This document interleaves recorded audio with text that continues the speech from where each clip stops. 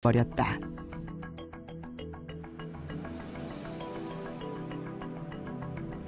당시 호패는 신분에 따라 그 모양이나 내용이 달랐다. 과거 급제자의 호패는 이른바 백패. 급제자의 이름과 생년 그리고 급제 연도가 새겨져 있다. 이른바 특권층에게 호패는 훌륭한 신분증이었다. 그러나 일반 백성들에게는 달랐다. 일반 백성의 호패에 새겨진 개인 신상 기록은 세금을 매기기 위한 기초 자료였다. 호패를 착용한다는 것은 그 국가, 군역을 포함한 각종 역을 부담지게 된다는 것을 뜻합니다. 그래서 그 부담을 지게 되는 주된 계층이었던 양인 이하의 사람들 같은 경우에는 호패 착용하는 것을 꺼리게 된 것이죠. 그것은 또 하나의 부담이었다. 가혹한 구격을 피하기 위해 죽은 사람의 호패를 차는 등 불법적인 일도 벌어졌다. 세금뿐만 아니라 군역의 의무까지 새겨진 하나의 멍의 호패. 정희왕후는 바로 이런 호패법을 폐지해버렸다. 당시 비싼 물가로 인한 백성들의 부담을 줄이려는 그녀의 민생 안정책이었다. 또한 백성들이 양반에게 직접 세금을 내는 대신 나라에서 세금을 걷어 양반에게 나눠주는 이른바 관수관급제를 시행했다. 역시 백성의 고통을 줄이려는 정책이었다. 이와 함께 정희왕후는 왕실의 고리대금업도 폐지시켜버렸다. 이로써 백성들은 높은 이자의 고통에서 벗어날 수 있었다. 백성들의 민생에 대한 정희왕후의 관심은 이어졌다. 양장과 뽕나무 재배를 적극 권장했다. 경상도에 기근이 들자 왕실 살림살이를 대폭 줄였다. 경상도에 기근이 들었나니 경상도에서 올라오는 세금의 물품수를 줄이시오. 백성들의 생활이 안정되는 것이 나라의 근본이라고 여겼던 것이다.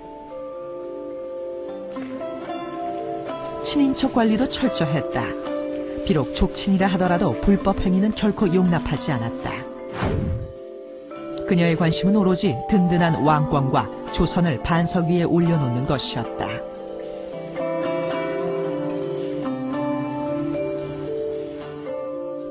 성종 7년 정희왕후는 또 하나 놀라운 결단을 내린다. 지식도 적고 우매한 자질로 국정에 참여했으니 사피를 더럽힐까 두렵습니다.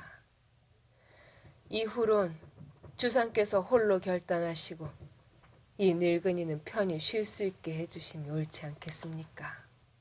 대왕 대비 마마. 정희왕후가 천령, 즉 청정 중단을 선언한 것이다. 대신들은 반대했다. 거두어 주시옵소서. 그러나 정희왕후는 뜻을 꺾지 않았다. 천령은 예정대로 진행되었다. 청정을 한 지 7년, 성종의 나이 19, 어린 임금이 막 성년에 이르렀을 때였다. 대개는 정희왕후는 이제 내년에는, 그러니까는 해 말에 한 해가 거의 끝나갈 즈음에 내년에 왕이 성인이 되니까는 이제부터 정치는 내가 물리겠다 하고 명을 내립니다. 근데 요거는 이제 고래가 돼서 이후에 수렴청정에서도 바로 이제 거의 12월 28일, 29일 뭐 그쯤에 이제 내년부터는 정치를 왕의 친정을 하도록 하겠다, 물러나겠다라고 이제 명을 내리게 돼요. 그러면은 대개는 신하들이 이제 말리죠. 좀 더 하십시오. 뭐 이렇게 잘하셨는데 좀 더 해주십시오라고 하지만은 그 학교를 내림으로써 더 이상은 정치에 관여를 하지 않습니다. 그렇기 때문에 천렴이 깨끗하게 진행이 되었다라고 볼 수가 있는 것입니다. 정희왕후의 천령, 그것은 아름다운 퇴장이었다.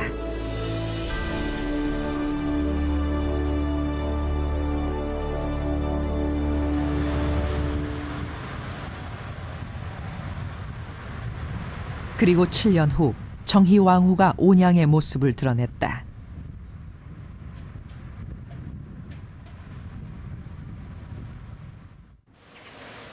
온양은 남편 세조가 병을 치료하기 위해 자주 찾던 곳. 신정은 차고 맑은 물이 나온다 하여 세조가 직접 이름을 붙인 셈이다.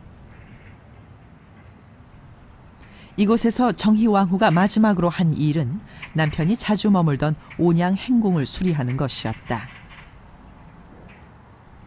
두 며느리와 함께했던 온양행이 그녀의 마지막이었다. 조선이 상당 부분 최고로 융성한 시기로 올라갑니다. 세종대를 이어서 성종대에 그 완성된 그 상태로 올라가는데 그 배후에 저는 정희왕후가 있었다고 생각합니다. 한 인간으로서 그녀는 불행한 여인이었다. 여성으로서 또 어머니로서 좋은 건 자식들이 잘 되는 게 제일 좋은 일인데 큰아들이 일찍 죽고요. 자식들이 다 자기보다 먼저 죽었고요.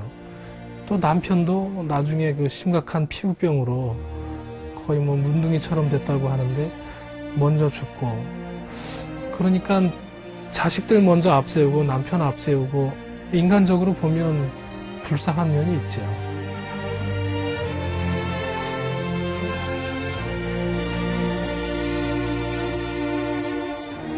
정희왕후는 남편 세조와의 추억이 서린 온양에서 두 며느리의 품에서 숨을 거뒀다.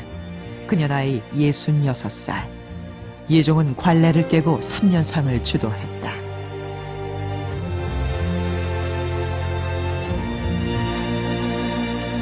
11살의 어린 나이에 왕실의 여인이 돼서 66살에 세상을 떠날 때까지 50여 년간 조선 왕조의 중심에 서 있었던 정희왕후. 이제 그녀는 세조와 나란히 광릉에 잠들어 있습니다. 그녀의 시호는 정희. 시호에서 고들 정은 크게 생각하여 성취할 수 있었다는 뜻이며, 밝을 희는 공이 있어 사람을 편안하게 하였다는 뜻입니다. 이 시호만으로도 그녀의 진면목을 충분히 짐작할 수 있습니다. 오늘 우리가 만났던 정희왕후. 그녀는 한 여인으로서는 불행했지만 그 모든 불행을 이겨내고 조선 초기 나라의 기틀을 잡아나갔던 진정한 조선의 여걸이었습니다.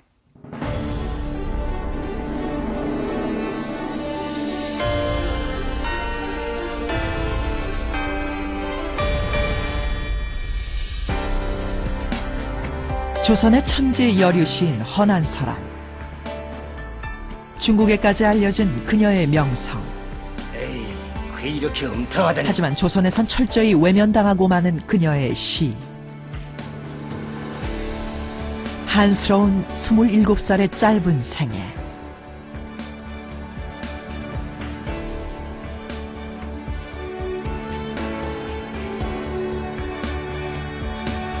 다음 이 시간에는 왜 조선의 여자로 태어났을까? 허난설원 편이 방송됩니다.